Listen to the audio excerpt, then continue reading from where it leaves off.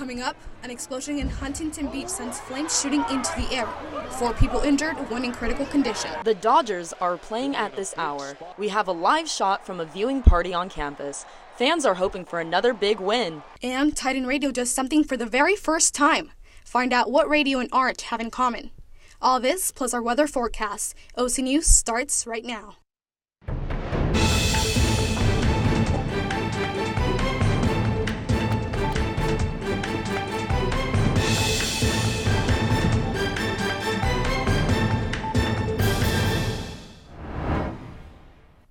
Welcome and thank you for joining us at OC News. I'm Vania Patino. And I'm Paige Farley. OC News is brought to you by the broadcast journalism students at Cal State Fullerton. Moving forward, a major fire happened, leaving many seriously injured. Oktoberfest is canceled after an underground electrical vault sent flames rocketing into the sky at Old World Village restaurant in Huntington Beach.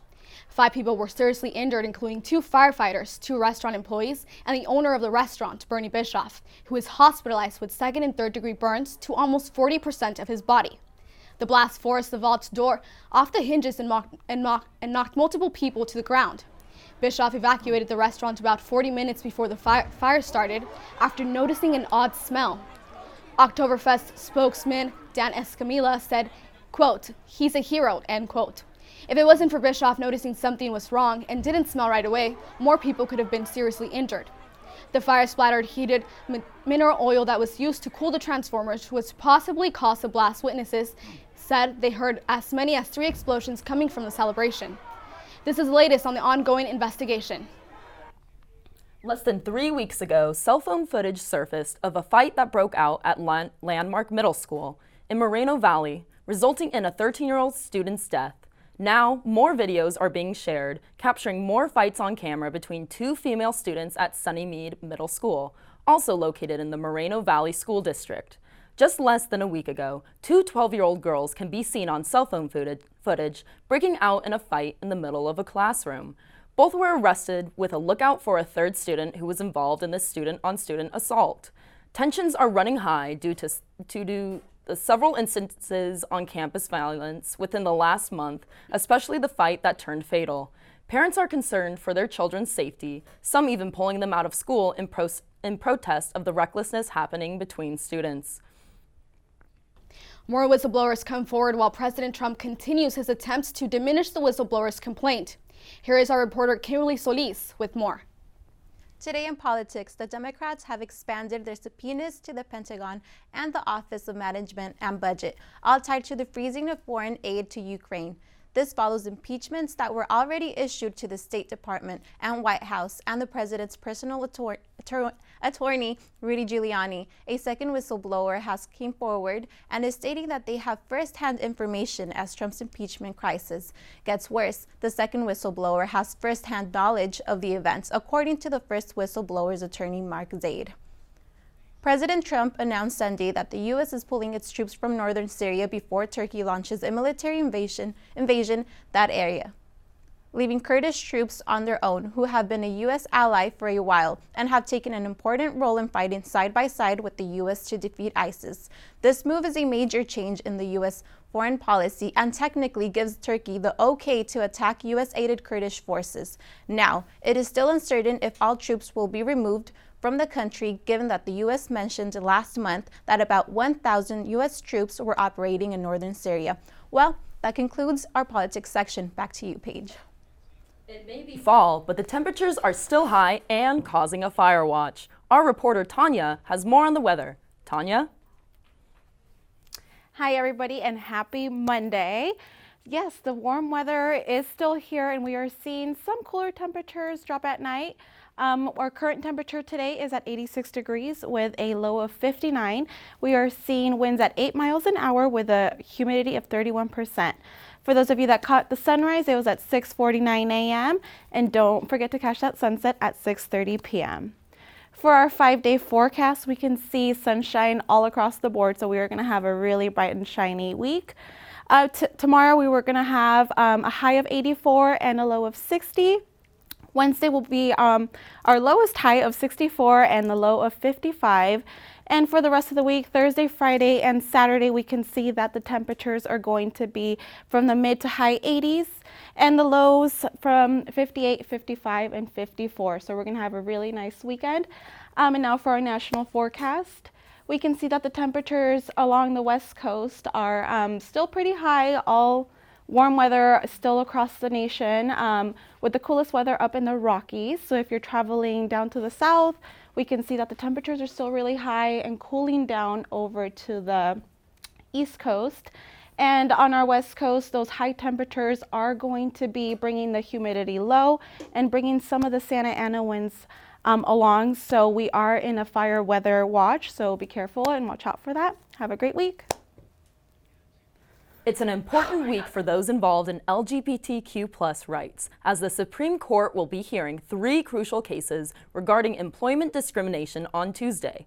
In 2015, the big breakthrough for gay marriage rights was won, but the LGBTQ+ community still has to deal with discrimination in the workplace. Being fired for sexual orientation or gender identity is still allowed, and these cases are aiming to change that for good. With the future of the LGBTQ rights in the hands of the Supreme Court, universities such as Cal State Fullerton are showing their support for the first time in campus history. A rainbow pride flag is flying on campus to celebrate National Coming Out Week. Our reporter, Katie DeFalco, is live with more information. Hello. We're out here in front of Langsdorff Hall, where just hours ago, this pride flag was raised in honor of National Coming Out Week. Other events being hosted this week include 2 drag show viewings, one tonight and one tomorrow afternoon. On Wednesday night, there will be a live drag show in the housing plaza here on campus. Thursday, come out to the Coming Out Fair, where you can learn about resources on and off campus. And Friday, join us with the Rise and Pride brunch to conclude the week. To learn more about times and information and locations of these events, follow at lbgtq.csuf on Instagram. I'm Katie DeFalco. Back to you guys. Don't click away. Or drive away. We're giving you an exclusive inside look at CSUF's Formula One racing team. Vroom vroom. Are you Healthy Titan or Artsy Titan? Regardless, you don't want to miss CSUF's Wellness Fest and Titan Radio's Art Walk, coming up after the break.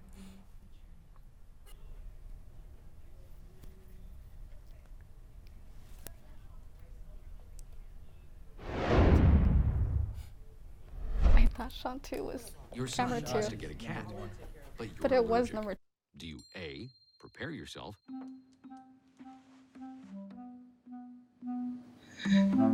B, make the best of it, C squared equals 25. Good job. or C, find a loophole? When it comes to parenting, there are no perfect answers, but that's okay, because you don't have to be perfect to be a perfect parent. Teens in foster care will love you just the same. Take a look under your bed. Find stuff under there? What about jobs? No? Now try your closet. Still no jobs? Just more stuff? Well, you really have both. See, stuff is defined as household articles considered as a group. Sometimes this stuff is no longer needed. Wait, no longer needed? That can't be right. Because remember those jobs you were looking for? Those are really needed, and they're the stuff inside your stuff. Our job is to unlock those jobs. And it starts when you donate your stuff to your local Goodwill. Here's how we do it. When you donate to Goodwill, we sell your stuff to provide job training for people right here in your community. So just by teaming up with Goodwill, you help create jobs. And isn't that worth parting with the leftover keytar from your 80s cover band? Goodwill. Donate stuff, create jobs.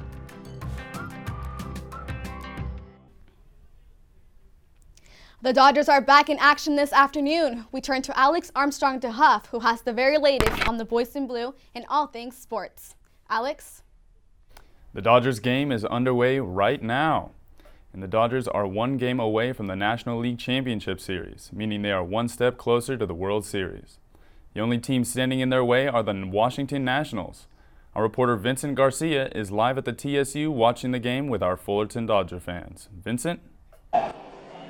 Thank you, Alex. Now we got the game going on right now. It's 1-1 in the bottom of the fourth inning. Actually, the Nationals are up right now, and Max Scherzer's at the plate, Kenta Maeda on the mound, and there's actually some Dodger fans watching, and they are really pumped up. I mean, well, why not? The Dodgers just got out of the inning right now, so this is an anticipated game. If the Dodgers can pull off and win this game, they will go to the National League Championship Series for the fourth year in a row. That's right. 4 years in a row. This would be the year that the Dodgers would go for the fourth year. And we actually have one Dodger fan right here. Can I get your name really quick? Aldo. So you're watching the Dodger game. You must be a big Dodger fan, obviously. Yes, I am. All right, cool. Now, real quick, is this the year for the Dodgers? How anticipated are you right now in this game 4? I'm hoping to take this game and take the next series and hopefully win it all this year. I have great expectations for them to win it all this year. All right, and also too, who's your favorite player on the Dodgers? Kershaw, Clayton Kershaw. I've always been a big fan of Kershaw ever since he joined the Dodgers. And you think he's going to break out of his playoff slump? I'm pretty sure he will. Last game was a iffy game, but next game he'll bring it up for sure and get that W. All right, thank you, Aldo. Yeah, the confidence is really going up for the Dodgers, and we are in a commercial break, but hopefully the Dodgers can pull off this victory, and they will go to the National League Championship Series. I'm Vincent Garcia from the TSU. Let's send it back to Alex in the studio, who has more on postseason baseball. Alex? Thank you, Vincent. And as you heard, it'll be the 4th consecutive time the Dodgers have been in the NLCS if they win today. Nobody has won more National League pennants than the Dodgers. Los Angeles will be facing the winner of this series, who played their Game 4 earlier today. The Atlanta Braves traveled to St. Louis hoping to finish the Cardinals off, but they wouldn't go down easy. Cardinals tying the game up late in the 8th to send this game to extra innings, when Yadier Molina got the winning RBI in the 10th inning, sending this series to Game 5 in Atlanta on Wednesday. Over to the NFL now, and we've got breaking news about one of the coaches in the league. It's only week 5, but one coach has already lost his job. The Washington Redskins have parted ways with head coach Jay Gruden after suffering yet another loss, this time to the New England Patriots. They're 0-5 now. This is their worst start since 2001. Assistant coach Bill Callahan will be taking over as interim head coach. That's all for sports. Back to you at the desk. Need a new way to get around campus? The engineering students at Cal State Fullerton have a car ready to go. Our reporter, Angie Linzaga, takes a closer look at the masterminds behind Titan Racing. The engineering students at Cal State Fullerton are in a race against time as the competition approaches. We have the suspension team, the powertrain team, the aero team, and the chassis team. And each team takes care of their respective parts, and once each individual makes their individual parts, we put it together and incorporate it into the full car. The multiple sub-teams are composed of the graduating class. In the College of Engineering, their final project is to join a team of interest to get hands-on experience. I'm part of the chassis sub-team. So the chassis is what all other components get mounted onto, and is also what protects the driver in the event of a crash. So the front portion, our chassis is a hybrid made of 2 different materials. So the front portion of the car is made of carbon fiber, and the rear portion is made of steel tube frame. And so we design those, manufacture those, and then put them together so that everything else could get placed onto the car. The materials used for the car help minimize weight and enhance performance. We base our design decisions off of sort of testing the last year's car and iterating our designs from that. This is definitely different than just fixing a normal car because you're building the components, and these components are unique to this car. There's nothing else that is built. You can't buy parts off the shelf to replace anything. So if anything breaks, we have to manufacture it again ourselves. These students design and manufacture their parts themselves. Schools from all over the world have a club like this, and they all come together in competition to show off what they've done the past year. The team works on the car for a full year before taking it to competition. The biggest, shock for me was that I can go from a 1,000cc motorcycle into a little 4-wheel car that has a 690cc engine from another motorcycle, which is weaker, and have as much, if not even more fun in that. When you become part of this club, E21 is your home. We're wishing these Titans the best of luck as they hit the track. For OC News, I'm Angie Linzaga. When we come back, we have the latest in entertainment news. Find out which controversial film broke the box office this weekend, despite the backlash. Also, an iconic museum closed their doors for good. Stay tuned.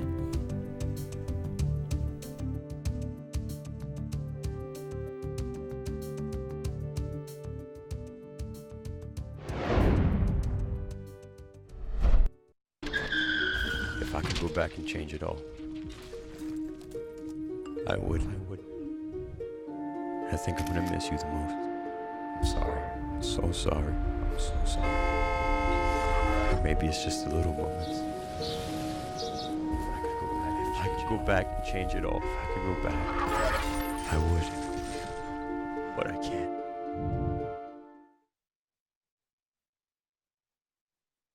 When I was in foster care, I never knew when I would have to move, so I always had my suitcase ready to go. Then one day, I was adopted. My new parents opened their hearts and home to me. My parents cook my favorite breakfast for me every morning. My parents take me on trips I never thought I would go on. They gave me a home and an even better reason to use that suitcase. My parents aren't perfect, but they're perfect for me. Being healthy is made easy when you have friends to dance with and prizes to win. I went out and reported on the Wellness Wednesday event. To the right, to the left.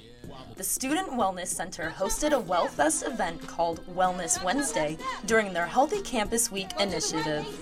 Here, the center organized a line and group dancing session in front of Langsdorff Hall. With music and equipment provided by Titan Radio, the crowd danced to songs such as Cupid Shuffle. The event also included a raffle drawing where students and faculty members had a chance to win prizes from water bottles to a Columbia backpack. Here, Laura Chandler and Alicia Brown, co-chairs of the Healthier Campus Initiative Wellness Council, express how students at the event showed much pride in their health. We had so many amazing people out here. It was awesome. We really saw a lot of Titan pride and we couldn't be happier. So please think about being healthy and well because Titans not only reach higher, but they get healthier. On the opposite side of campus at the Student Wellness Center, the event also constructed wellness stations, aiming to show students the many services they provide. Here, Shireen Addy, a health educator at Titan Well, describes some of the services the center provides. So we have screenings like glucose screening, cholesterol, blood pressure, height, weight, BMI. We also have animal therapy, nutrition education, alcohol, marijuana education, sexual health education, as well as HIV testing. So various amount of information and screenings. If you ever find yourself in need of one of these services, you know where to go. Stay healthy and reach higher, Titans. This is Paige Farley for OC News. One of the most talked about films of the year has just become the new box office record holder. Our reporter Angie Lanzaga has the latest on this and more in entertainment. Thanks, guys. Despite controversial depictions of violence, the film Joker broke the October box office record with a whopping $94 million in sales this weekend.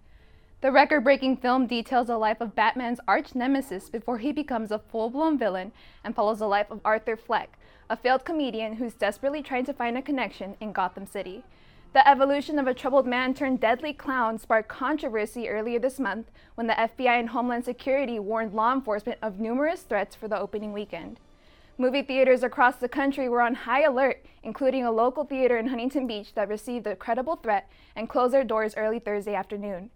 This, however, didn't stop moviegoers from heading to the theaters to watch the film as it debuted at #1 worldwide, followed by Abominable and Downton Abbey. Fans gathered in Miami Sunday to mourn the death of Mexican music legend Jose Jose. Hundreds of fans attended an open ceremony held in Miami-Dade County Auditorium in the latest of many tributes paid to the singer. Jose Jose rose to stardom in 1970 with his hit El Triste and became well known across Latin America for his album Secretos, and the Prince of Song was battling pancreatic cancer and died at the age of 71. The artist's youngest daughter, Sarita Rosa, was present at the ceremony and thanked attendees for welcoming her father when he first arrived to Miami years ago, saying, quote, "May his music never die," end quote. Tyler Perry became the first Black American director to open his own studio in Atlanta, Georgia. Hollywood's elite were invited to the grand opening of Tyler Perry Studios on Saturday. Among those present were Oprah Winfrey, Beyoncé, and Samuel L. Jackson. This opening of the studio marks the first ever fully Black-owned film studio. The studio contains 12 sound stages named after Black performers and cost $250 million to build. Perry documented the monumental night via Twitter and said, quote, "I'm a writer with no words for Saturday night. So if a picture is worth 1,000 words, let them speak for me as I gather my emotions and try to process what happened on Saturday," end quote. The festivities continued well through the weekend with a Sunday service and brunch for attendees. Perry plans to further develop the area and hopes to make the studio a weekend destination for tourists and the community. And that's all for entertainment today. I'm Angela Zaga. Now back to you guys. Are you a music lover? How about an art connoisseur? Well, Titan Radio had their very first art walk on Friday. Our reporter, Rachel Andrews, has more with the event. I'm here in front of Made Coffee in Fullerton, where Titan Radio is holding an art show. Not only can you see talented CSUF students, but you can also raffle to win concert tickets. Made Coffee became a hub of all things expressionistic and social with the help of Titan Radio. Titan Radio hosted an art walk at the coffee shop, showcasing the talented students of Cal State Fullerton. The night consisted of chatter, coffee drinking, live music, and of course, art. For even more fun, the CSUF organization held raffles where you could win free tickets to see artists Dodie or Whitney. Although mixing radio and art might be a long shot, it showed how vast CSUF students' talents really are. I think it's dope. I think it's really nice. You kind of give not only the students an opportunity to kind of express themselves in a way that they didn't maybe have the opportunity before, but I do like that it's very wide range too. I mean, it's small, but it's effective. Nothing looks the same in there, not even pieces necessarily from the same artist. So I think it really shows how just different an art showcase can be. The goal of the event was to bring awareness to Titan Radio outside of the CSUF atmosphere, and Made Coffee was the perfect fit. I think the biggest goal for getting it, especially off campus, was the biggest thing I wanted to do because I just want to get, like I said, I want to get Titan Radio out there in that Fullerton community. This coffee shop is just the first one that came to mind. The event not only brought awareness to Titan Radio, but also to the artistic minds of CSUF students. So many people involved with Titan Radio and even just Cal State Fullerton are super artistic in a bunch of different ways, and I just wanted a very easy way for people to display that. With the massive turnout of people who love art, coffee, and live music, it is safe to say Titan Radio is making their mark. Oh, definitely. I'm coming back for sure. I like the way it's set up. I like that it's simple, but again, it has a very nice flow to the way people come in and out, do what they want, even if it's just to chill and just do some homework. I like that environment. Let's hope these Titans will get more opportunities to showcase their art. I'm Rachel Andrews in Fullerton reporting for OC News. Finally, our reporter Doug the Vet went to LA's Chinatown to introduce us to a one-of-a-kind art enthusiast before his one-of-a-kind place disappeared. One painting I wish I really had was Wally George on velvet. Wally, Wally, Wally, Wally!